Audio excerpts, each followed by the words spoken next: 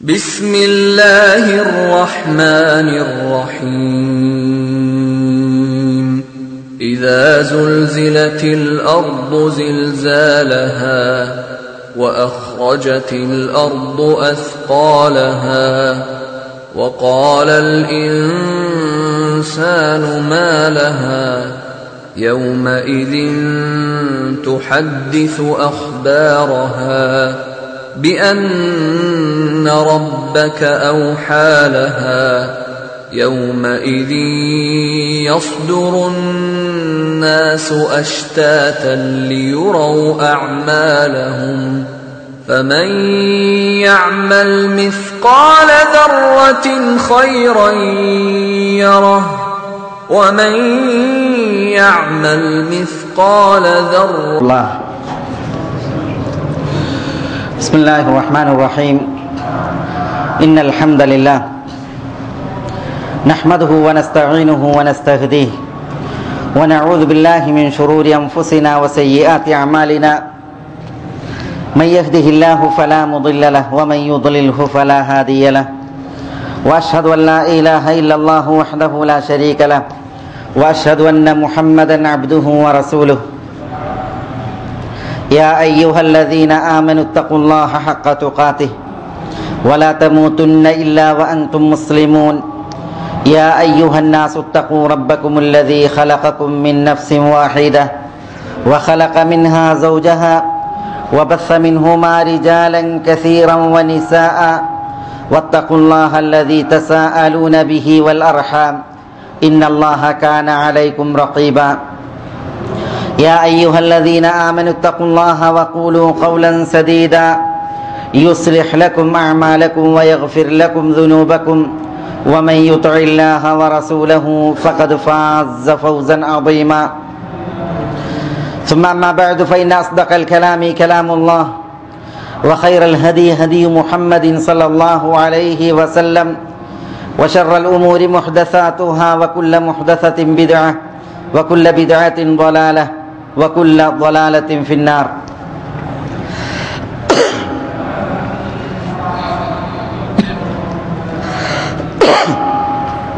സഹോദരങ്ങളെ, മേലായ റബ്ബ് സുബ്ഹാനഹു വ തആലയുടെ ആജ്ഞാനിർദ്ദേശങ്ങളും വിധി വിലക്കുകളും ജീവിതത്തിൽ സൂക്ഷിച്ച് ഇസ്ലാമികമായ ഒരു ജീവിതം ക്രമീകരിക്കുവാൻ എന്നോടെന്ന പോലെ ഓരോരുത്തരോടും ദീനിൻ്റെ പേരിൽ ഉണർത്തുകയും ഉപദേശിക്കുകയുമാണ്.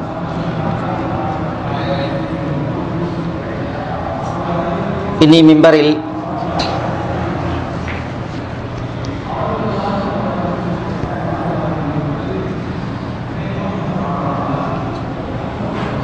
ആദർശപരമായി ഒരു വിശ്വാസി അറിയേണ്ട ഏതാനും കാര്യങ്ങളാണ് സംഭവബഹുലമായ ഏതാനും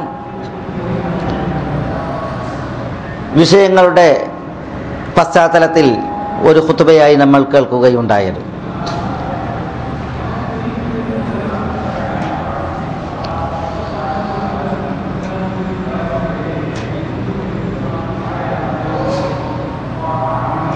വർത്തമാന സാഹചര്യത്തിൻ്റെ പശ്ചാത്തലത്തിൽ എന്ന് പറയുമ്പോൾ അതുകൊണ്ട് താല്പര്യപ്പെടുന്നത് സൗദി അറേബ്യയുടെ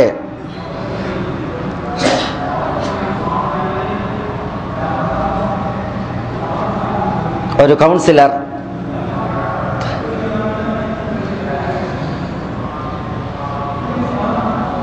യമനിൽ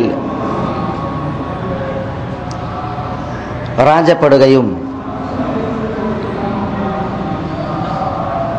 റാഞ്ചികളെ കുറിച്ച് അന്വേഷിച്ചപ്പോൾ അത്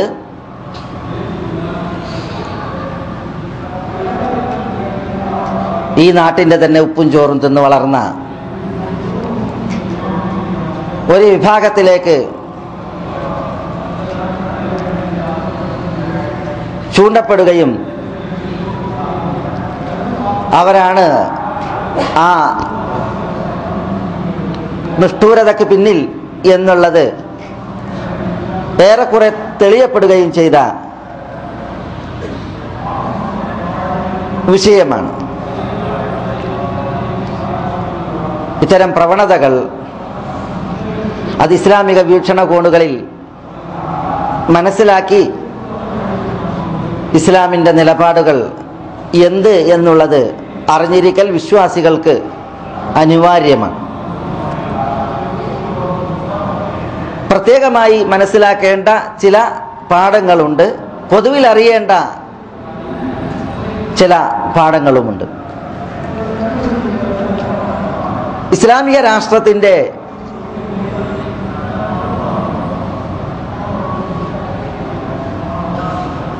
സാഹചര്യത്തിൽ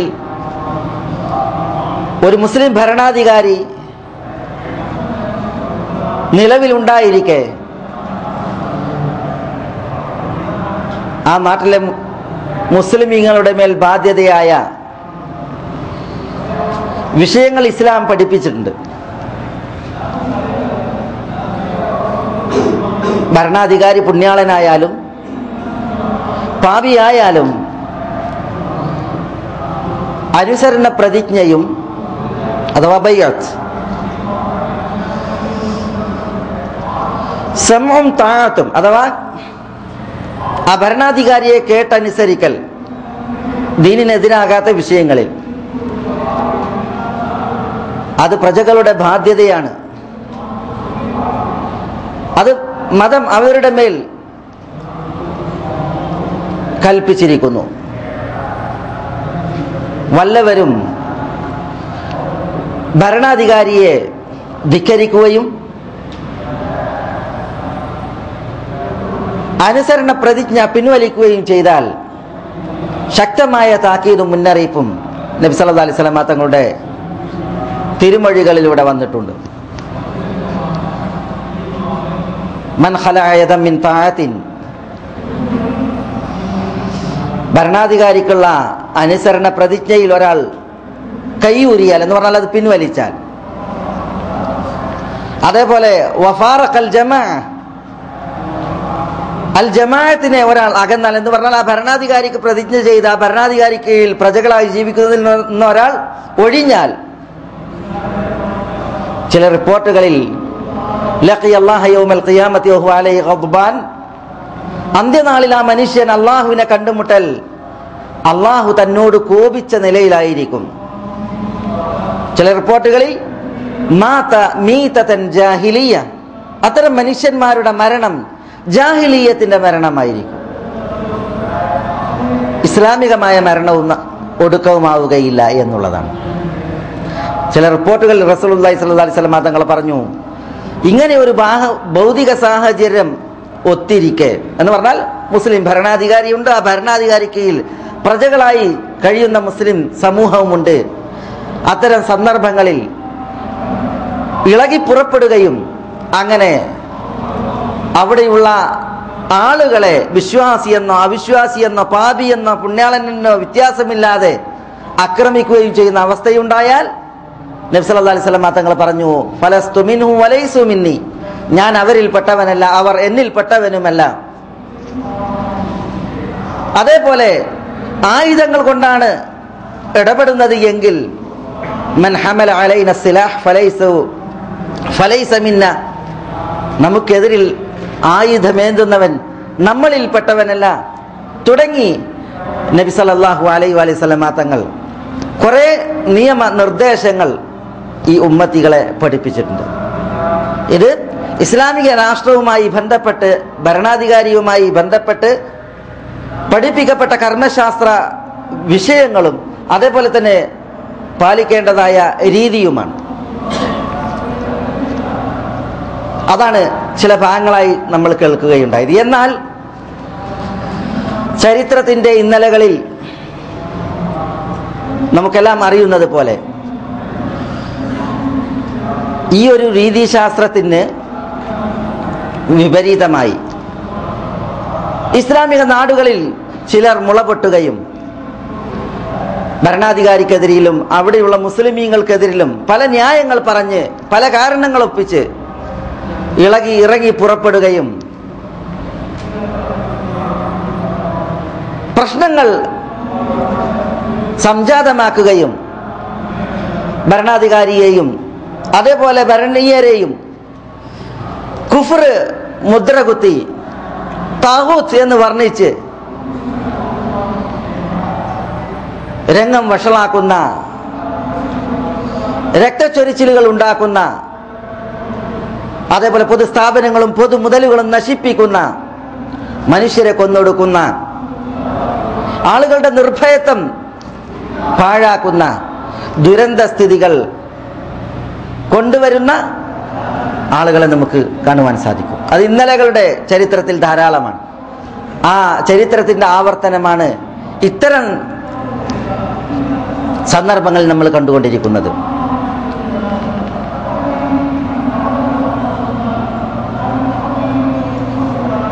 ഒരു നാട്, ആ നാടിനെ ഭരിക്കുന്നത് സമാധാനവും ശാന്തതയുമാണ് എങ്കിൽ ആ നാടിൽ കുളം കലക്കി ഉള്ള സമാധാനവും നഷ്ടപ്പെടുത്തി കൂടുതൽ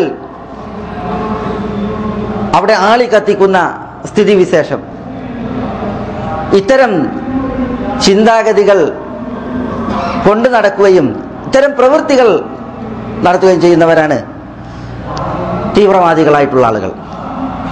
അവരുടെ ജൽപ്പനം അവർ ഭൂമിയിൽ നന്മ നടപ്പിലാക്കുകയും ഇസ്ലാഹ് ഉണ്ടാക്കുകയുമാണ് എന്നുള്ളതാണ്. യഥാർത്ഥത്തിൽ ഇത്തരം ഇസ്ലാഹ് അത് കപടവിശ്വാസികളുടെ ഇസ്ലാഹാണ്. വൈദാ ഖീല ലഹും ലാ തുഫ്സിദു ഫിൽ അർദ്, നിങ്ങൾ ഭൂമിയിൽ കുഴപ്പം വിതക്കരുത് എന്ന് അവരോട് പറഞ്ഞാൽ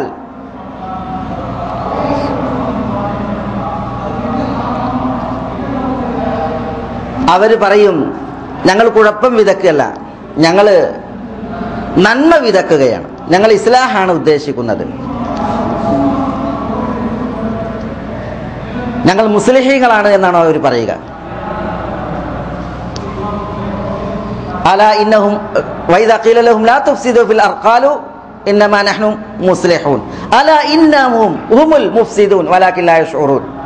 അല്ലാഹു പറയുന്നു, അവരാണ് കുഴപ്പക്കാർ, കുഴപ്പമുണ്ടാക്കുന്നവർ, പക്ഷെ അവർക്ക് അറിയുന്നില്ല എന്നാണ് പറഞ്ഞത്. ഇസ്ലാഹിന്റെ ആളുകൾ ആര്?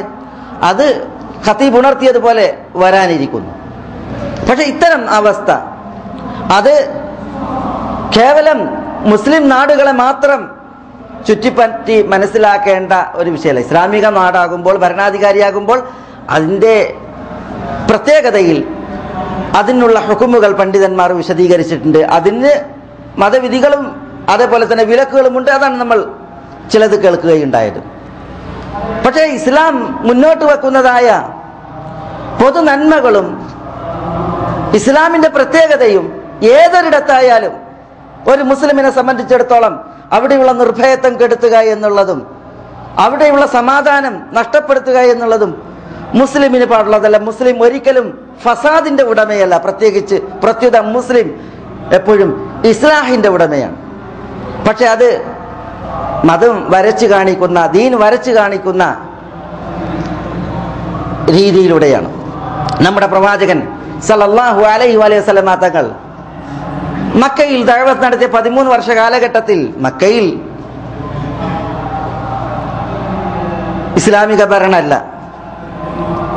പ്രത്യേക അവിടെ ഉണ്ടായിരുന്നത് ജാഹിലിയത്തിന്റെ സംസ്കൃതിയും അതേപോലെ തന്നെ ആചാരങ്ങളുമായിരുന്നു. തിരുനബി സല്ലല്ലാഹു അലൈഹി വസല്ലം തങ്ങൾ അവിടെ നടത്തിയ ഇസ്ലാഹ് എന്താണ്? അവിടെയുള്ള നിർഭയത്വം റസൂലുള്ളാഹിക്ക് എടുത്തിയിട്ടില്ല. അവിടെ പ്രവാചകൻ സല്ലല്ലാഹു അലൈഹി വസല്ലം തങ്ങൾ അട്ടിമറികളും സ്ഫോടനങ്ങളും പൊട്ടിത്തെറികളും പ്രവാചകൻ ഉണ്ടാക്കിയിട്ടില്ല. പക്ഷേ റസൂലുള്ളാഹി സല്ലല്ലാഹു അലൈഹി വസല്ലം തങ്ങൾ അവിടെ നടത്തിയത് അവരോടുള്ള ഗുണകാംക്ഷ, അവരെത്ര എതിരാളികളായിട്ടും അത് നിലനിർത്തിക്കൊണ്ട് അവരെ നന്മയുടെ മാർഗത്തിലേക്ക്, വിശ്വാസപാതയിലേക്ക്, സ്വർഗത്തിന്റെ വഴിയിലേക്ക് ക്ഷണിക്കുകയും വിളിക്കുകയുമായിരുന്നു. എന്നാൽ ഈ ഒരു സമാധാന രീതിക്ക് നേരെ വിപരീതമായി തീവ്രവാദികൾ, ഭീകരവാദികൾ ഇസ്ലാമിന്റെ മേൽക്കുപ്പായമിട്ട് ഇസ്ലാമിന്റെ പേരിൽ ചരിത്രത്തിൽ അരങ്ങേറിയിട്ടുണ്ട്. അതിന്റെ കാരണങ്ങളാണ് പലതും നമ്മൾ കേൾക്കുകയുണ്ടായത്. ചിലർ വികാരങ്ങൾക്ക് അടിമകളായിരിക്കും. അവധാനതയിൽ കാര്യങ്ങൾ ഗ്രഹിക്കുവാനും അവധാനതയിൽ കാര്യങ്ങൾ അവതരിപ്പിക്കുവാനും അവർക്കാവുകയേ ഇല്ല. എന്തെങ്കിലും അവർ പറയണമെങ്കിൽ അത് വികാര തീവ്രമായി കൊണ്ട് മാത്രമായിരിക്കും. വിഷയങ്ങളെ പക്വതയിൽ ഉൾക്കൊള്ളാൻ കഴിയാത്ത, പക്വതയിൽ അവതരിപ്പിക്കാൻ കഴിയാത്ത സ്ഥിതിവിശേഷമായിരിക്കും തീവ്രവാദികൾക്ക് ഉണ്ടാവുക. തീവ്രവാദത്തിലേക്കുള്ള ആളുകളുടെ പോക്കിന്റെ പ്രഥമ ലക്ഷണവും ഈ വികാരമാണ്. തീകൊള്ളി കൊണ്ട് തലചൊറിഞ്ഞുകൊണ്ടായിരിക്കും അത്തരം ആളുകൾ എപ്പോഴും ഉണ്ടാവുക. പിന്നീടൊന്ന്, പ്രാമാണികരായ ആധികാരികരായ പണ്ഡിതന്മാർ ജീവിച്ചിരിക്കെ ആ പണ്ഡിതന്മാർ അവരുടെ മർജിയാവുകയില്ല. പ്രശ്നങ്ങൾ സംജാതമാകുമ്പോൾ, വിഷയങ്ങൾ ഉടലെടുക്കുമ്പോൾ ഒരിടത്ത് പണ്ഡിതന്മാരുണ്ട്, അവിടെ പ്രാമാണികരായ ആളുകളുണ്ട് എങ്കിൽ അവരെയാണ് അവലംബിക്കേണ്ടത്, അവരോടാണ് ചോദിക്കേണ്ടത്, അവരുടെ ഫത്വയിലാണ് മനുഷ്യന്മാർ ജീവിക്കേണ്ടത്. എന്നാൽ തീവ്രവാദികൾക്ക് ഏറ്റവും വിരക്തി പണ്ഡിതന്മാരോടായിരിക്കും. അവരുടെ വിദ്വേഷവും പകയും പണ്ഡിതന്മാരോടായിരിക്കും. കാരണം അവരുടെ വികാരത്തിനൊത്ത് പണ്ഡിതന്മാർ തുള്ളിയില്ല എങ്കിൽ, അവരുടെ വികാരത്തിന് പണ്ഡിതന്മാരുടെ ഫത്വ ലഭിച്ചില്ല എങ്കിൽ പിന്നെ അവർക്ക് പണ്ഡിതന്മാർ തങ്ങളുടെ വൈരികളാക്കി വെക്കുകയല്ലാതെ യാതൊരു നിർവാഹം ഉണ്ടാവില്ല. അത് ഏതൊരു കാലഘട്ടത്തിലും തീവ്ര ചിന്തയുടെ ആളുകളുടെ സ്വഭാവമായിട്ട് നമുക്ക് കാണുവാൻ സാധിക്കും. ആധികാരികരായ പണ്ഡിതന്മാർ ഫത്വ നൽകുന്നവരായി, ദീൻ പഠിപ്പിക്കുന്നവരായി ഉണ്ടായിരിക്കെ ഈ പണ്ഡിതന്മാർ പറഞ്ഞതെന്ത്, അവരുടെ ഫത്വകൾ എന്ത് എന്ന് നോക്കാതെ വികാരം ഉടുത്ത് തുള്ളുന്ന, വികാരം മേൽവിലാസമാക്കി ചാടുന്നതായ ജനവിഭാഗം, അത് വളരെയധികം സൂക്ഷിക്കേണ്ടതാണ്. ഇസ്ലാമിക ചരിത്രത്തിൽ അലി ഇബ്നു അബി താലിബ് റളിയല്ലാഹു തആല അൻഹുവിനെതിരിൽ പുറപ്പെട്ട ഖവാരിജികളെ കുറിച്ച് നമ്മൾ പറഞ്ഞു കഴിഞ്ഞ ക്ലാസ്സിൽ വിശദമായിട്ട്. അലി റളിയല്ലാഹു തആല അൻഹു ജീവിച്ചിരിക്കുകയാണ് അലിയാർക്ക് എതിരിൽ ഒരു വൻപട അപ്പുറത്ത് ഒരുങ്ങുന്നത്. വൻപട എന്ന് പറഞ്ഞാൽ അത് ചില്ലറ വിഭാഗമല്ല. ഇബ്നു അബ്ബാസ് റളിയല്ലാഹു അൻഹു അവരോട് സംവാദം നടത്തിയപ്പോൾ 4000 പേർ തൗബ ചെയ്ത് മടങ്ങി എന്നാണ്. 4000 പേർ. സിംഹഭാഗം അപ്പുറത്ത് ഇനിയുണ്ട്, വേറെയുണ്ട്. അപ്പൊ എത്ര ആളുകൾ? അലിയാരാരാ?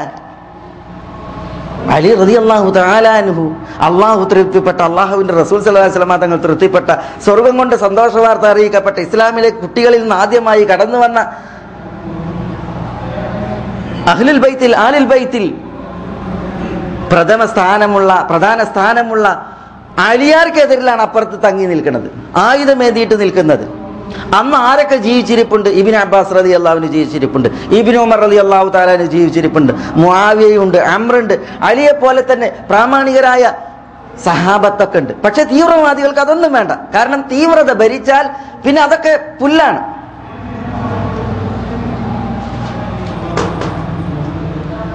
ആ രോഗം, അതിന്റെ പകർപ്പുകൾ ഒരു നിലക്കല്ലെങ്കിൽ മറ്റൊരു നിലക്ക് നമുക്ക് കാണാൻ സാധിക്കും. അത് നമുക്കിടയിലും കാണാൻ സാധിക്കും, നമുക്ക് പുറത്തും കാണാൻ സാധിക്കും. അത് വലിയ രോഗമാണ്. ഒരു നാട്ടിൽ അന്ന് ആലോചിക്കാൻ പല മനുഷ്യന്മാർക്കും വിവേകം ഉണ്ടാവില്ല. ഒരു നാട്ടിൽ ഒരിടത്ത് പ്രാമാണികരായ ആധികാരികരായ പണ്ഡിതന്മാർ ഒരു ഭാഗത്ത്, തീ കൊള്ളിക്കൊണ്ട് തലചൊറിയുന്ന മറ്റൊരു വിഭാഗം അപ്പുറത്ത്.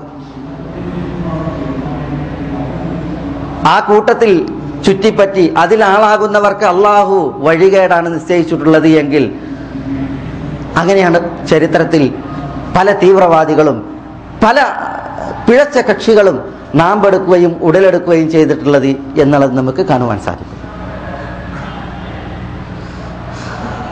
പിന്നീട് ഒരു കാരണം വിവരക്കേട് കൊണ്ടുള്ള ഫത്വയാണ്. മതത്തിൽ ഫത്വ പറയേണ്ടത് കിതാബിന്റെയും സുന്നത്തിന്റെയും അടിസ്ഥാനത്തിൽ, ഖുർആന്റെയും സുന്നത്തിന്റെയും അടിസ്ഥാനത്തിൽ ജ്ഞാനമുള്ള പണ്ഡിതന്മാരാണ്. അതെല്ലാവർക്കും പറ്റിയ പണിയല്ല ഫത്വ എന്ന് പറഞ്ഞാൽ. നമ്മളോട് പറഞ്ഞിട്ടുണ്ട് അള്ളാഹു, വിവരക്കേട് മേൽവിലാസമാക്കിയിട്ട് ഇത് ഹലാലാണ് ഇത് ഹറാമാണ്, നിങ്ങൾ അള്ളാഹിനെ കുറിച്ച് കളവ് പറയല്ലേ. ഒരാളൊരു സംഗതി ഹലാലാണെന്ന് പറയുമ്പോൾ അത് അള്ളാഹ്ക്ക് വേണ്ടിയിട്ട് അയാൾ സീൽ ചെയ്ത് കൊടുക്കുകയാണ്. ഹലാലാക്കാനും ഹറാമാക്കാനും അള്ളാഹ്ക്കേ അവകാശമുള്ളൂ. ഒരാളോട് ചോദിക്കുമ്പോൾ അതിന്റെ അർത്ഥം എന്താ? അള്ളാഹു പറഞ്ഞ ഞാനിതാ സീൽ ചെയ്ത് തരുന്നത് എന്നുള്ളതാണ്. അത് സൂക്ഷിക്കപ്പെടേണ്ട ഒരു വിഷയമാണ്.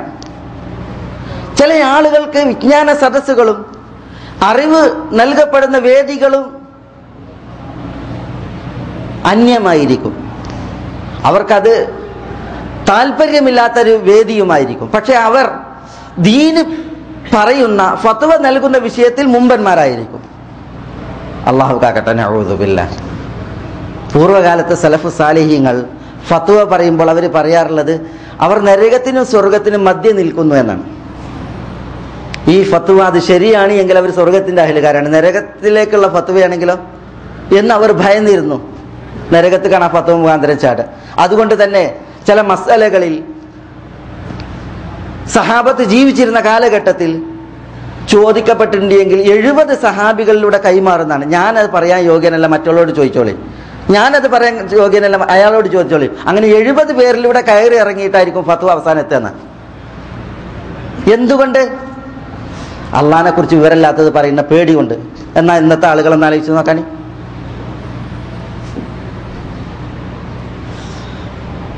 ഞാൻ എപ്പോഴും പറയാറുണ്ട്, ഈ കവലകളിൽ റിയാലൈൻ സാധനങ്ങൾ വിൽക്കുന്നത് മാതിരിയാണ് ഫത്വയായിട്ട് ആളുകൾ കാത്തു നിൽക്കുന്നത് ലോകരെ. അള്ളാഹു സുബ്ഹാനഹു വ തആല എല്ലാവർക്കും ഹിദായത്ത് നൽകുമാറാവട്ടെ.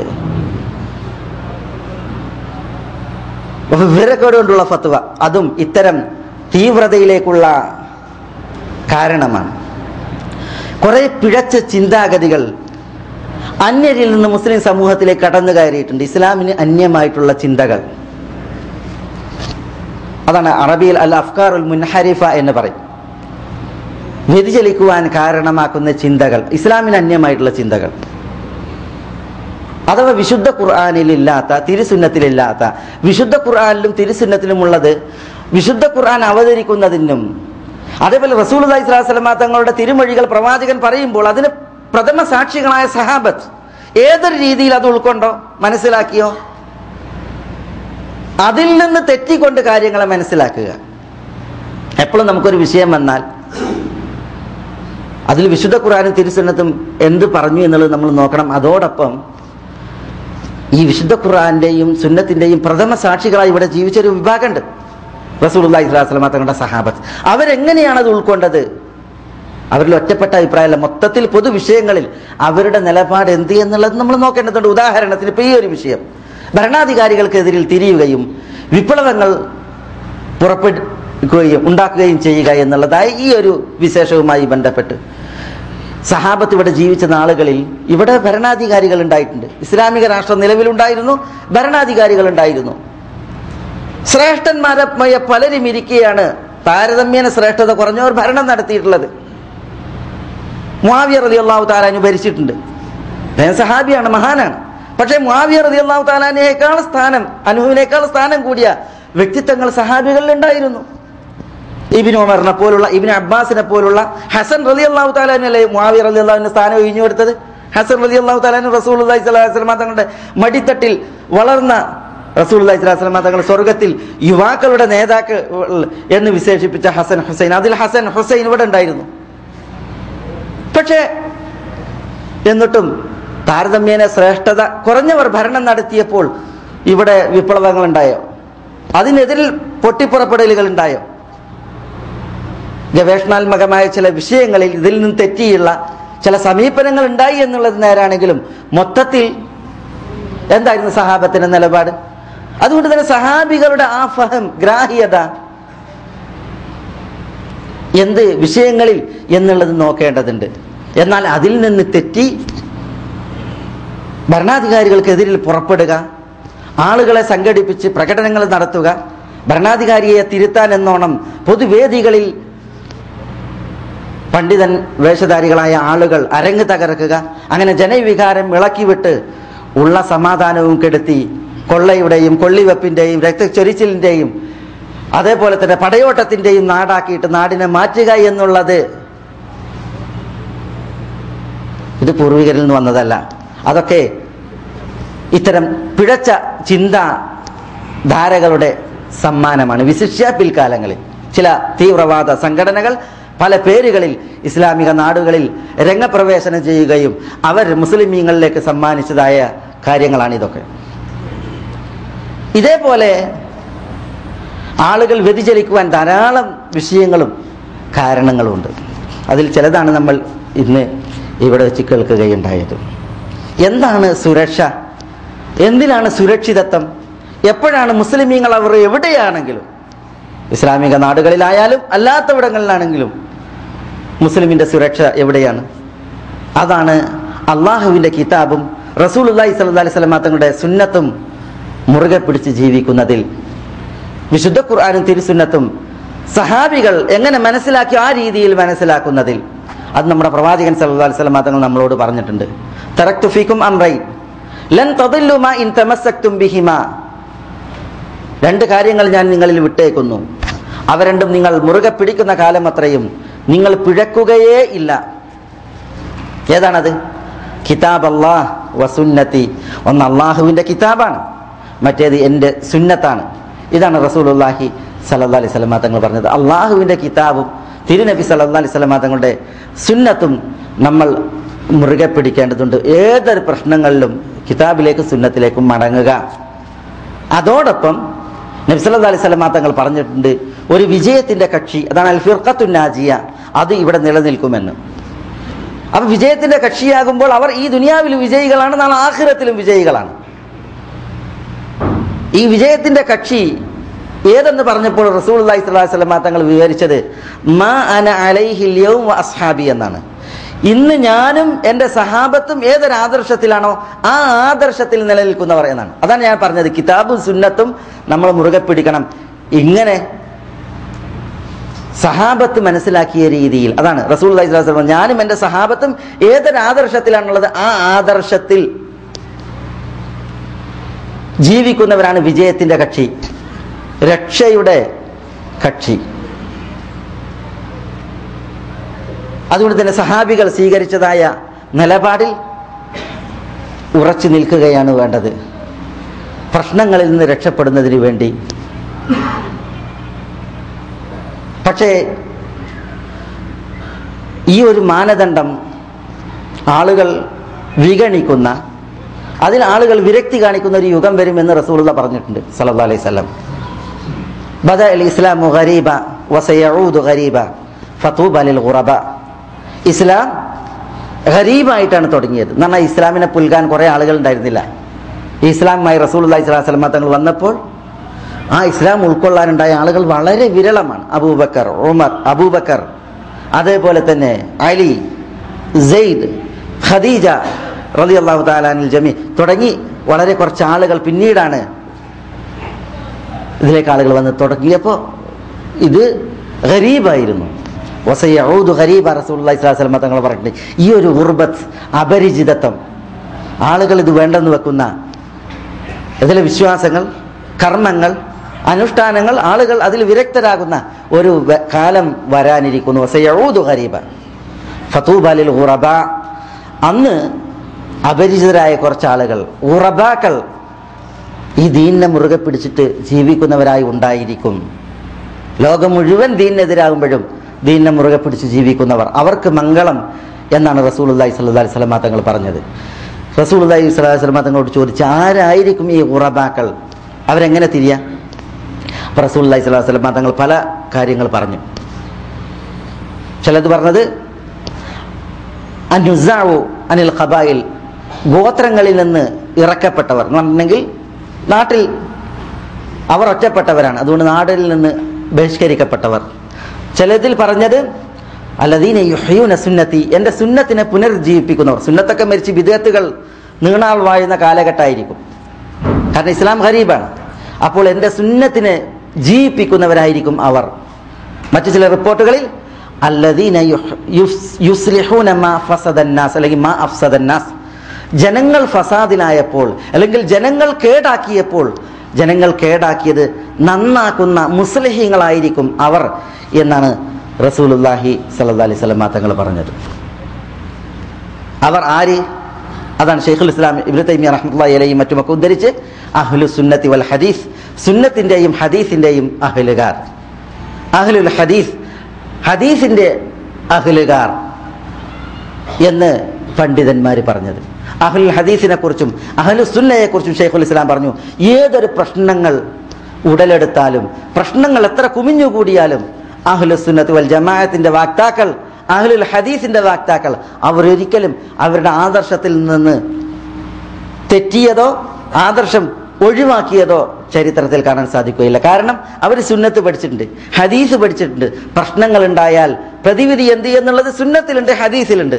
അതുകൊണ്ട് തന്നെ അവർ വ്യതിചലിക്കുന്ന മാറി ചവിട്ടുന്ന സ്ഥിതിവിശേഷം അവർക്ക് ഇല്ല എന്നുള്ളതാണ്. എന്താണ് രക്ഷക്ക് വേണ്ടത് ഫിത്നകളിൽ, കുഴപ്പങ്ങളിൽ? അത് അല്ലെങ്കിൽ ഇഅ്തിസാമു ബിൽ കിതാബി വസുന്ന, കിതാബും സുന്നത്തും മുറുകെ പിടിക്കലാണ്. അത് വളരെയധികം സൂക്ഷിക്കപ്പെടേണ്ടതുണ്ട്. നമ്മുടെ പ്രവാചകൻ സല്ലല്ലാഹു അലൈഹി വസല്ലം തങ്ങൾ ജീവിച്ച നാളിൽ മദീനയിലൊരു സംഭവം അരങ്ങേറി. അതെന്താ? ഉമർ റളിയല്ലാഹു തആലയുടെ കയ്യിൽ ഒരു തൗറാത്തിന്റെ ഏട് റസൂലുള്ളാഹി സ്വല്ലല്ലാഹു അലൈഹി വസല്ലം തങ്ങൾ കണ്ടു. തൗറാത്തിന്റെ ഏട് എന്ന് പറഞ്ഞാൽ തൗറാത്ത് അള്ളാഹുവിൽ നിന്ന് അവതീർണമായ വേദമാണ്. തൗറാത്തിൽ ജൂത പുരോഹിതന്മാർ കോട്ടിമാറ്റലുകൾ നടത്തിയിട്ടുണ്ട്, മാറ്റത്തിരുത്തലുകൾ നടത്തിയിട്ടുണ്ട്. എന്നാലും തൗറാത്ത് മുഴുവൻ മാറ്റത്തിരുത്തലിന് വിധേയമാണെന്ന് പറയാൻ പറ്റൂല. തൗറാത്തിൽ അള്ളാഹുവിന്റെ വചനങ്ങളുണ്ട്. അതുകൊണ്ട് തന്നെ ആ ആദരവ് തൗറാത്തിലുണ്ട്. നമ്മളോട് പറഞ്ഞത് എന്താ? തൗറാത്തുമായി ഒക്കെ ബന്ധപ്പെട്ട് നമ്മളുടെ ഷറയിലുള്ളതാണ് എങ്കിൽ അത് നമ്മൾ സ്വീകരിക്കേണ്ടതാണ്. നമ്മളുടെ ഷറയിന് വിരുദ്ധമാണ് എങ്കിൽ അത് നമ്മൾ സ്വീകരിക്കാൻ പാടുള്ളതല്ല. നമ്മളുടെ ഷറയെ സത്യപ്പെടുത്തിക്കൊണ്ടും കളവാക്കിക്കൊണ്ടും ഒന്നുമില്ലാത്ത കാര്യങ്ങളാണ് തൗറാത്തിൽ കാണുന്നത് എങ്കിൽ നമ്മൾ അത് കളവാക്കാനും പോകാൻ പാടില്ല, സത്യപ്പെടുത്താനും പോകാൻ പാടില്ല. കാരണം എന്താ? അത് അള്ളാഹുവിന്റെ വചനമാണെങ്കിലോ. അതാണ് തൗറാത്ത്, അതിന്റെ പ്രത്യേകത. അതിൽ നിന്ന് ഒരു ഏടാണ് ഉമർ റളിയല്ലാഹു തആലയുടെ കയ്യിൽ കാണുന്നത് റസൂലുള്ളാഹി സ്വല്ലല്ലാഹു അലൈഹി വസല്ലം തങ്ങൾ. ഉമർ ആരാ? ഉമർ ഒരു വഴിയെ നടന്നാൽ ശൈത്താൻ വേറൊരു വഴിയിലൂടെ നടക്കുമെന്നുള്ളതാണ്. എന്റെ ശേഷം ഒരു നബി വരാനുണ്ടായിരുന്നുവെങ്കിൽ അത് ഉമർ ആകേണ്ടിയിരുന്നു എന്ന് റസൂലുള്ളാഹി സ്വല്ലല്ലാഹു അലൈഹി വസല്ലം തങ്ങൾ പറഞ്ഞ ഉമർ റളിയല്ലാഹു തആല അൻഹു അള്ളാഹുവിന്റെ കിതാബ് ഓതിയാൽ അതിന്റെ ആ പാരായണത്തിന് മുന്നിൽ ഒന്നുമല്ലാതായി അവിടെ നിൽക്കുന്ന ഉമർ, വഖാഫന ഇൻദ കിതാബില്ല. അങ്ങനെയുള്ള ഉമർ റളിയല്ലാഹു അൻഹുവിന്റെ കയ്യിലാണ് തൗറാത്തിന്റെ ഒരു ഏട് കാണുന്നത്. ആര്? റസൂലുള്ളാഹി സ്വല്ലല്ലാഹു അലൈഹി വസല്ലം തങ്ങൾ. എന്താ റസൂലുള്ളാഹി സ്വല്ലല്ലാഹു അലൈഹി വസല്ലം തങ്ങൾ പറഞ്ഞത്? അഫീ ശക്കിൻ അൻത ഇബ്നുൽ ഖത്താബ്, ഖത്താബിന്റെ മകൻ ഉമറെ, നീ ശക്കിലാണോ, സംശയത്തിലാണോ എന്നാണ്. എന്ന് റസൂലുള്ള പറയുന്നത്. മൂസ അലൈഹി സ്വലാത്തു വസ്സലാം ഇന്ന് ജീവിച്ചിരിപ്പുണ്ട് എങ്കിൽ മൂസ അലൈഹി സ്വലാത്തു വസ്സലാം എന്നെ പിൻപറ്റൽ അനിവാര്യമാണ്. അദ്ദേഹത്തിന് പോലും ഒഴികഴിവില്ല എന്നിൽ നിന്ന് മാറാൻ എന്നാണ് റസൂലുള്ളാഹി സ്വല്ലല്ലാഹു അലൈഹി വസല്ലം തങ്ങൾ പഠിപ്പിച്ചത്. അത് തൗറാത്തിന്റെ ഏട് ഉമറിന്റെ കയ്യിൽ കണ്ടപ്പോൾ റസൂലുള്ളാഹി സ്വല്ലല്ലാഹു അലൈഹി വസല്ലം തങ്ങൾ പറഞ്ഞു സംശയത്തിലാണ്. ഉമർ വ്യതിചലിക്കും എന്നുള്ള വിഷയത്തിലല്ല റസൂലുള്ളാഹി സ്വല്ലല്ലാഹു അലൈഹി വസല്ലം തങ്ങൾ ഇത് പറഞ്ഞത്. പിന്നെയോ അത് നമ്മളെ നോക്കിയിട്ടാണ് പറയുന്നത്. തൗറാത്തിന്റെ ഏടാണ്, പിടിച്ചത് ഉമറാണ്. എന്നിട്ട് റസൂലുള്ളാഹി സ്വല്ലല്ലാഹു അലൈഹി വസല്ലം തങ്ങൾ പറഞ്ഞത് നോക്കൂ നിങ്ങൾ. ഇന്ന് ചില ആളുകൾ തങ്ങളുടെ കയ്യിൽ കൊണ്ടു നടക്കുന്ന കാര്യങ്ങൾ എന്താ? പല പേപ്പറുകളും പല ആളുകളുടെയും കയ്യിലില്ലേ? അല്ല, ചിലതിന് മേൽവിലാസല്ല, ചിലതിൽ ഏഷണിയാണ്, പരദൂഷണമാണ്, അള്ളാഹുവിനെ കുറിച്ച് കളവാണ്, സാലിഹ്യങ്ങളായ മനുഷ്യന്മാരെ കുറിച്ച്, പണ്ഡിതന്മാരെ കുറിച്ച് അപവാദമാണ്, അവരുടെ ആദർശത്തെയും അഭിമാനത്തെയും ചോദ്യം ചെയ്യുന്ന വരികളാണ്. പക്ഷെ യാതൊരു ആദർശ രോഷവുമില്ലാതെയാണ് ഇത് കൊണ്ടെടുക്കുന്നത്. എന്നിട്ട് അതിൽ ഫഖർ, അഭിമാനം, അത് കാണിച്ച് നെഞ്ഞു വിരിച്ച് നടക്കുന്ന മനുഷ്യന്മാരെന്ന് പറഞ്ഞാൽ അള്ളാഹു എല്ലാവർക്കും ഹിദായത്ത് നൽകുമാറാവട്ടെ. ഉമറിന്റെ കയ്യിൽ തൗറാത്തിന്റെ ഒരു ഏട് കണ്ടപ്പോൾ നമ്മുടെ ഹബീബായ റസൂലുള്ളാഹി സ്വല്ലല്ലാഹു അലൈഹി വസല്ലം തങ്ങൾ നൽകിയ മുന്നറിയിപ്പ് നോക്കൂ നിങ്ങൾ. റസൂലുള്ളാഹി സ്വല്ലല്ലാഹു അലൈഹി വസല്ലം തങ്ങൾ നമ്മളോട് ഗൗരവത്തിൽ ഉണർത്തിയ വിഷയം നോക്കൂ നിങ്ങൾ. പറയുമ്പോൾ അത് ഉമറാണ്, കയ്യിലിരിക്കുന്നത് തൗറാത്തിന്റെ ഏടുമാണ്. എങ്കിൽ അള്ളാഹു എല്ലാവർക്കും ഹിദായത്ത് നൽകുമാറാവട്ടെ. റസൂലുള്ളാഹി സ്വല്ലല്ലാഹു അലൈഹി വസല്ലം തങ്ങൾ നുബുവത്തിന്റെ അന്ന് ഇത്തരം മുന്നറിയിപ്പ് നൽകാൻ കാരണം മുസ്ലിമീങ്ങൾ മുറുകെ പിടിക്കേണ്ടതും അവരുടെ ആദർശമായി അവർ അണപ്പല്ലുകൾ കൊണ്ട് കടിച്ചു പിടിക്കേണ്ടതും അള്ളാഹുവിന്റെ കിതാബും തിരുസുന്നത്തുമാണ്. കിതാബും സുന്നത്തും ഇവിടെ അവതരിപ്പിക്കപ്പെട്ടപ്പോൾ മാ അന അലൈഹിൽ യൗമ അസ്ഹാബി, ഞാനും എൻ്റെ അസ്ഹാബ് അഥവാ സഹാബികൾ അവർ ഏതൊരു ആദർശത്തിലാണോ ആ ആദർശം അത് മുറുകെ പിടിച്ചിട്ട് ജീവിക്കണം എന്നാണ് നമ്മളോട് പറഞ്ഞത്. അവസാനമായി ഖത്തീബ് ഉണർത്തിയത് നിർഭയത്വത്തെക്കുറിച്ചാണ്, അമ്നിനെ കുറിച്ചാണ്. ഒരു മുസ്ലിം ഏറെ പ്രാർത്ഥിക്കേണ്ട, ഇവിടെ നിലനിൽക്കണമെന്ന് കൊതിക്കേണ്ട, ഇവിടെ എന്നല്ല ലോകത്തിൻ്റെ എവിടെയും ഒരു മുസ്ലിം കൊതിക്കേണ്ട ഒരു വിഷയമാണ് അംന്, നിർഭയത്വം എന്നുള്ളത്. കാരണം നിർഭയത്വം വളരെ വലിയ അനുഗ്രഹമാണ്. നബിയുന മുഹമ്മദ് സല്ലല്ലാഹു അലൈഹി വസല്ലം തങ്ങൾ പറഞ്ഞു, മൻ അസ്ബഹ മിൻകും ആമിനൻ ഫി സിർബിഹി മുആഫൻ ഫി ബദനിഹി വഇൻദഹു ഖൂതു യൗമിഹി കഅന്നമാ ഹീസത് ലഹു ദുനിയ ബിഹദാഫിരിഹാ. എന്താ തിരുമൊഴി? മൻ അസ്ബഹ മിൻകും ആമിനൻ ഫി സിർബിഹി, നിങ്ങളിൽ ഒരാൾ നേരം പ്രഭാതത്തിൽ പ്രവേശിച്ചു. എങ്ങനെ? ആമിനൻ ഫി സിർബിഹി, അയാൾ തൻ്റെ വീട്ടിൽ അയാൾ നിർഭയനായിക്കൊണ്ടാണ് നേരം പുലരുന്നത്. മുആഫൻ ഫി ബദനിഹി, അയാളുടെ ശരീരം ഹെൽത്തിയാണ്, ആരോഗ്യമുണ്ട്. അങ്ങനെയാണ് അയാൾ പ്രഭാതത്തിൽ പ്രവേശിക്കുന്നത്. വഇൻദഹു ഖൂത യൗമിഹി, അയാളുടെ കയ്യിൽ അന്ന് തിന്നാനുള്ള ഭക്ഷണമുണ്ട്. ആരോട് ഇരക്കണ്ട, യാചിക്കണ്ട. പിന്നെയോ അയാളുടെ പശി അടക്കുവാൻ, പട്ടിണി അകറ്റാനുള്ള ഭക്ഷണവും അയാളുടെ കയ്യിലുണ്ട് എങ്കിൽ കഅന്നമാ ഹീസത് ലഹു ദുനിയ ബിഹദാഫിരിഹാ, ദുനിയാവ് മുഴുവൻ അയാൾക്ക് ഒരുമിച്ച് കൂട്ടപ്പെട്ടതുപോലെയാണ്. എന്നാൽ ദുനിയാവ് മുഴുവൻ അയാൾ ഉടമപ്പെടുത്തിയതുപോലെയാണ് എന്നാണ് റസൂലുള്ളാഹി സ്വല്ലല്ലാഹു അലൈഹി വസല്ലം തങ്ങൾ പറഞ്ഞത്. ഇവിടെ റസൂലുള്ള ആദ്യം എണ്ണിയത് എന്താ? ആമിനം ഫി സിർബിഹി എന്നാണ്. തൻ്റെ വീട്ടിൽ നിർഭയനായിട്ട് പ്രഭാതത്തിലാവുക എന്നുള്ളത് വലിയ കാര്യമാണ്. ആ ഒരു നിർഭയത്വം ഓരോരുത്തർക്കും വലിയ നിയമത്താണ്. അതുണ്ടെങ്കിൽ വലിയത് കിട്ടിയെന്ന് റസൂലുള്ളാഹി സ്വല്ലല്ലാഹു അലൈഹി വസല്ലം തങ്ങൾ പറയുമ്പോൾ അതുള്ളത് കാത്തു സൂക്ഷിക്കണം. അത് കിട്ടാൻ വേണ്ടിയിട്ട് നമ്മൾ തേടണം. ഉള്ളതിനെ നഷ്ടപ്പെടുത്താൻ പാടില്ല എന്ന് ആ തിരുമൊഴി നമ്മളെ പഠിപ്പിക്കുന്നുണ്ട്. നിർഭയത്വത്തിൻ്റെ, സമാധാനത്തിൻ്റെ വില എന്താ? മക്ക മുശ്രിക്കുകളെ നോക്കിയിട്ട് അല്ലാഹു സുബ്ഹാനഹു വ തആല പറഞ്ഞില്ലേ, ലി ഇലാഫി ഖുറൈശ് ഇലാഫിഹിം റിഹ്ലതശ് ശിതാഇ വസൈഫ് ഫല്യഅബ്ദു റബ്ബ ഹാദൽ ബൈത്ത് അല്ലദീ അത്അമഹും മിൻ ജൂഇൻ വആമനഹും മിൻ ഖൗഫ്. മക്കക്കാർക്ക് അല്ലാഹു സുബ്ഹാനഹു വ തആല കുറേ നിഅമത്ത് നൽകി, ധാരാളം നിഅമത്ത് ഖുറൈശികൾക്ക്. പക്ഷെ അതോടൊപ്പം അവർ അള്ളാഹുവിൽ പങ്കു ചേർത്ത് അന്ധവിശ്വാസത്തിൻ്റെയും അനാചാരത്തിൻ്റെയും അടിമകളായി, കുഫറിൻ്റെയും ഷിർക്കിൻ്റെയും വാക്താക്കളായി.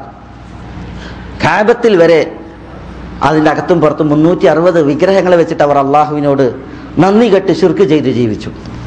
അപ്പം അള്ളാഹു സുബ്ഹാനഹു വ തആല ആ ഷിർക്കിൽ നിന്ന് അവർ ഒഴിവായി അള്ളാഹുവിനെ മാത്രം ആരാധിച്ച് ജീവിക്കണം എന്ന് അവരോട് കൽപ്പിക്കുമ്പോൾ അള്ളാഹു അവർക്ക് ഏകിയതായ അനുഗ്രഹങ്ങൾ എണ്ണുകയാണ്. അതിലൊന്ന്, അള്ളാഹു ശൈത്യത്തിലും ഉഷ്ണത്തിലും അവർക്ക് 2 യാത്രകളെ തരപ്പെടുത്തി കൊടുത്തു. ഒന്ന് യമനിലേക്കും മറ്റൊന്ന് സിറിയയിലേക്കും. അതവർക്ക് അള്ളാഹു സുബ്ഹാനഹു വ തആല നൽകിയ വലിയ അനുഗ്രഹമാണ്. ഹറം നിവാസികൾ എന്നതിൻ്റെ പേരിൽ അവരെ ആരും ആക്രമിക്കുകയോ അതിൻ്റെ പേരിൽ അവർക്കുള്ള ആദരവ് ആരും കുറക്കുകയോ ചെയ്യുമായിരുന്നില്ല. അത് അള്ളാഹു അവർക്ക് നൽകിയ നിയമത്താണ്. എന്നിട്ട് അള്ളാഹു പറയുന്നത്, ഫല്യഅബ്ദു റബ്ബ ഹാദൽ ബൈത്ത്, ഈ കഅബയുടെ റബ്ബായ അള്ളാഹുവിനെ അവർ ആരാധിക്കട്ടെ. അല്ലദീ അത്അമഹും മിൻ ജൂ, ആ അള്ളാഹു ആകുന്നു അവർക്ക് വിശപ്പിന് അന്നം നൽകിയത്. വആമനഹും മിൻ ഖൗഫ്, ഭയപ്പാടിനപ്പുറം അവർക്ക് നിർഭയത്വമേകിയത് എന്ന് അള്ളാഹു സുബ്ഹാനഹു വ തആല പറയുന്നു. അപ്പം അള്ളാഹു നൽകിയ നിഅമത്തുകളെ എണ്ണിയപ്പോൾ പട്ടിണി മാറ്റിയതും നിർഭയത്വം കനിഞ്ഞതും അള്ളാഹു പ്രത്യേകം എണ്ണുകയാണ്. ധാരാളം അനുഗ്രഹങ്ങൾ നൽകിയിട്ടുണ്ട്. അതിൽ ഇവിടെ എണ്ണിയത് നിർഭയത്വത്തെയാണ്, അവരുടെ വിശപ്പ് അടക്കിയതിനെയാണ്. അപ്പൊ നിർഭയത്വത്തിന്റെ വിലയാണ്, സമാധാനത്തിന്റെ വിലയാണ് ഇതിലൂടെ മനസ്സിലാക്കി തരുന്നത് അള്ളാഹു സുബ്ഹാനഹു വ തആല.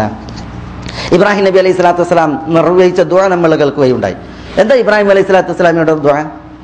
റബ്ബി ജഅൽ ഹാദൽ ബലദ ആമിന, അള്ളാഹുവേ ഈ നാടിനെ നീ നിർഭയത്വമുള്ള നാടാക്കണമേ, സമാധാനത്തിന്റെ നാടാക്കണമേ എന്നാണ് ഇബ്രാഹിം അലൈഹി സ്വലാത്തു വസ്സലാമയുടെ ദുആ. ആ ദുആയിൽ നമുക്ക് പഠിക്കാനുള്ളത് എന്താ? സമാധാനത്തിന്റെ വിലയാണ്, നിർഭയത്വത്തിന്റെ വിലയാണ്. സമാധാനം കെട്ടാൽ, നിർഭയത്വം നഷ്ടപ്പെട്ടാൽ പിന്നെന്താ? പല നാടുകളിലേക്കും നമ്മളൊന്ന് ചൂണ്ടിയിട്ടുണ്ട് എങ്കിൽ എന്താണ് അവസ്ഥ? ഈ നാടിനെ ചുറ്റിപ്പറ്റി കുറേ നാടുകളുണ്ട്. അവിടെയുള്ള ആളുകളുടെ ഒക്കെ അവസ്ഥ എന്താ? അതേപോലെ നമ്മുടെ നാട്ടിൽ നമ്മൾ കഴിയുന്നു. ചുറ്റുപാടുകളിൽ എന്താണ് അവസ്ഥ?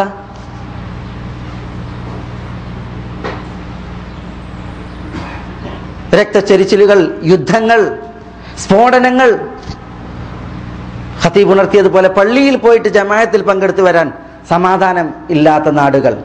വരുമ്പോഴത്തേക്ക് തൻ്റെ ഭാര്യയും അതേപോലെ പെൺമക്കളും മറ്റുള്ളവരുടെ പീഡനമുറകൾക്ക് ഇരയാകുമോ എന്ന് പേടിയാൽ വീട് വിട്ടിറങ്ങാൻ, നിസ്കരിക്കാൻ പോലും പോകാത്ത സ്ഥിതി വിശേഷം. നിർഭയത്തില്ലായ്മ, സമാധാനമില്ലായ്മ. അതുകൊണ്ട് തന്നെ സമാധാനം കെടുത്തുന്ന എവിടെയാണെങ്കിലും, ഏത് നാട്ടിലാണെങ്കിലും സമാധാനം കെടുത്തുന്ന ദുഷ്പ്രവണതകൾ, പ്രവൃത്തികൾ, അതേപോലെ തന്നെ പ്രസംഗങ്ങൾ, മീറ്റിങ്ങുകൾ, അതിനൊരിക്കലും അരുനിൽക്കുന്നവരോ സമ്മതിക്കുന്നവരോ ആകാൻ പാടുള്ളതല്ല വിശ്വാസികൾ. അല്ലാഹു സുബ്ഹാനഹു വ തആലയെ മാത്രം ആരാധിക്കുവാനും വിളിച്ചു പ്രാർത്ഥിക്കുവാനുള്ള നിർഭയത്വവും സമാധാനവും നാട്ടിൽ നിലനിൽക്കേണ്ടതുണ്ട്. സ്വൈര ജീവിതം അത് മനുഷ്യന്മാർക്കുണ്ടാകേണ്ടതുണ്ട്. അതിന് ഏറ്റവും കൂടുതൽ ആഗ്രഹിക്കേണ്ടതും പ്രാർത്ഥിക്കേണ്ടതും മുസ്ലിമായ മനുഷ്യനാണ്. പക്ഷേ പല തീവ്രവാദികളും ഭീകരവാദികളും ഈ ഒരു ദീനിൻ്റെ ചിട്ടയും ദീനിൻ്റെ അടിസ്ഥാനവും അറിയാതെയാണ് പ്രവർത്തിച്ചു കൊണ്ടിരിക്കുന്നത് എന്നുള്ളതാണ്. അള്ളാഹു സുബ്ഹാനഹു വ തആല എല്ലാവർക്കും ഹിദായത്ത് പ്രദാനം ചെയ്യുമാറാവട്ടെ. അള്ളാഹു നമ്മളെ എല്ലാവരെയും ഈ സത്യദീനിൽ, സത്യമാർഗത്തിൽ ഉറപ്പിച്ച് നിർത്തുമാറാവട്ടെ. അള്ളാഹു സുബ്ഹാനഹു വ തആല ഈ ദീനിൽ നമുക്കെല്ലാവർക്കും ഈമാനും ഇസ്തിഖാമത്തും കനിയുമാറാവട്ടെ. അള്ളാഹു സുബ്ഹാനഹു വ തആല അവൻ്റെ മഹത്തായ ഫദ്ല് കൊണ്ട് സത്യവിശ്വാസികളായി ജീവിച്ച് സത്യവിശ്വാസികളായി മരിച്ച് സത്യവിശ്വാസികൾക്കൊപ്പം അന്ത്യനാളിൽ ഉയർത്തെഴുന്നേൽക്കാൻ നമ്മളെ എല്ലാവരെയും അനുഗ്രഹിക്കുമാറാവട്ടെ. നമ്മുടെ പ്രവാചകന്റെ ചാരത്ത് അവൻ്റെ ജന്നത്തിൽ അള്ളാഹു നമുക്കൊരിടമേകി നമ്മളെ എല്ലാവരെയും അനുഗ്രഹിക്കുമാറാവട്ടെ. നമ്മളോട് ദുആ കൊണ്ട് വസിയത്ത് ചെയ്തവരുടെ നല്ല ഉദ്ദേശങ്ങൾ അള്ളാഹു നിറവേറ്റി കൊടുക്കുമാറാവട്ടെ. ചില സഹോദരങ്ങൾ, അവരുടെ ബന്ധുക്കൾ, അവരുടെ അദ്ദേഹത്തിൻ്റെ മാതാവ്, ഒരാൾ അദ്ദേഹത്തിൻ്റെ പ്രപിതാവൊക്കെ മരണപ്പെട്ട വാർത്ത അറിയിച്ചിട്ടുണ്ട്. അള്ളാഹു സുബ്ഹാനഹു വ തആല അവർക്ക് പൊറുക്കുമാറാവട്ടെ. അള്ളാഹു അവരെത്തിപ്പെട്ട ഖബറിടം അള്ളാഹുവിൻ്റെ സ്വർഗീയ ആരാമമാക്കി അനുഗ്രഹിക്കുമാറാവട്ടെ. അള്ളാഹു അവരെയും നമ്മെയും അവൻ്റെ ജന്നത്തിൽ ഒരുമിച്ച് കൂട്ടുമാറാവട്ടെ. അവരെ നഷ്ടപ്പെട്ടവർക്ക് അള്ളാഹു സുബ്ഹാനഹു വ തആല ഹൃദയ വിശാലത നൽകുമാറാവട്ടെ. അവർക്ക് നഷ്ടപ്പെട്ടതിനേക്കാൾ ഉത്തമമായത് അള്ളാഹു അവർക്ക് പ്രദാനം ചെയ്യുമാറാവട്ടെ. നമ്മളോട് ദുആ കൊണ്ട് വസിയത്ത് ചെയ്ത മുഴുവൻ സാലിഹീങ്ങളുടെയും സാലിഹാത്തുകളുടെയും നല്ല ഉദ്ദേശങ്ങൾ അള്ളാഹു അവർക്ക് നിറവേറ്റി കൊടുക്കുമാറാവട്ടെ. രോഗം കൊണ്ട് വലയുന്നവരുടെ രോഗങ്ങൾക്ക് അള്ളാഹു ശിഫ നൽകുമാറാവട്ടെ. അള്ളാഹുവിൻ്റെ അഫുവും ആഫിയത്തും അള്ളാഹു അവർക്കും നമുക്കും കനിയുമാറാവട്ടെ. അള്ളാഹു അവന് വഴിപ്പെട്ട് ജീവിക്കുവാനുള്ള ആയുരാരോഗ്യം അവർക്കും നമുക്കും ഏറ്റി നൽകുമാറാവട്ടെ. അവർക്കേറ്റ മുസീബത്തിൽ അള്ളാഹു അവർക്ക് പ്രതിഫലം നൽകുമാറാവട്ടെ. اللهم اغفر للمؤمنين والمؤمنات والمسلمين والمسلمات الأحياء منهم والأموات إنك مجيب الدعوات يا قاضي الحاجات. اللهم أعز الإسلام والمسلمين وأذل الشرك والمشركين ودمر أعداءك أعداء الدين واحفظ اللهم هذا البلد آمنا مطمئنا رخاء سخاء وسائر ديار المسلمين. اللهم صل على محمد وعلى آل محمد كما صليت على إبراهيم وعلى آل إبراهيم إنك حميد مجيد. اللهم بارك على محمد وعلى آل محمد كما باركت على إبراهيم وعلى آل إبراهيم إنك حميد مجيد. وآخر دعوانا أن الحمد لله رب العالمين. السلام عليكم ورحمة الله.